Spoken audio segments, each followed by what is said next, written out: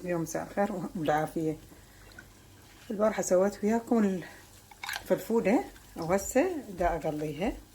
صار ثاني يوم ان شاء الله. هاي اخليها بالسمسم وبعدين اخليها بالجدرية. ما شاء الله. هاي اول وحدة صارت. باو شلونها كلها سمسم وتخبل ومنفوشة وتنفوشة. اوكي. اسوي الكمية كلتها وارجع لكم ان شاء الله. واكيد سويت وياها عنبر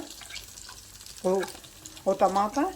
وهي سهلة كلش. انا سويتها وياكم البارحة بس حرامات نسيت اخلي الثوم. هي ثوم وكراث وبيها بصل وهذا سمسم.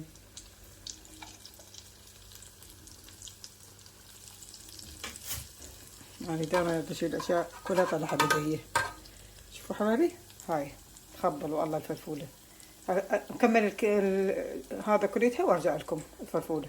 هاي اخير فلفولة. وانا صار لي كل هواية ما اقلي. مانع التقلاب البيت لين كله ياخذ الزيت كليته كله مو صحي يعني. بس هاي مرة من المرات هاي صار كل هواية.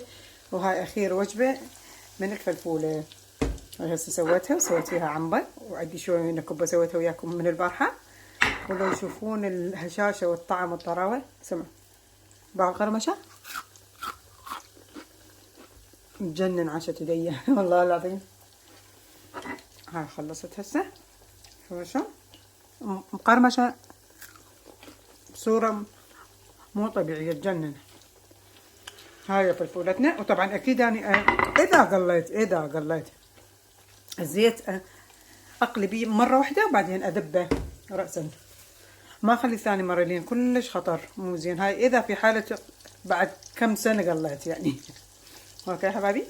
هسه اقول لكم جهز غدانا. جهزت الوصفة مالتنا لليوم اللي هي فلافل وكبة الصينية. سويت طبق واحد صغير باعه وهو هذا يطلع بالكاميرا كبير بس انا شوفوا هو هذا. والفلفولة وياه ماتين. واكيد الطرش مالتي ابو الجوز اللي حشيته. واكيد ويا الفلفولة ناكل عنبة وطماطة. واهم شي لا تنسون الزراطرة كلش مهمة. اخلي لها السماق مالتين. احنا كلش نحب الحامض. انا بالنسبة لي كلش احب الحامض. وقلت لكم هاي صار لي سنين ما مقلية.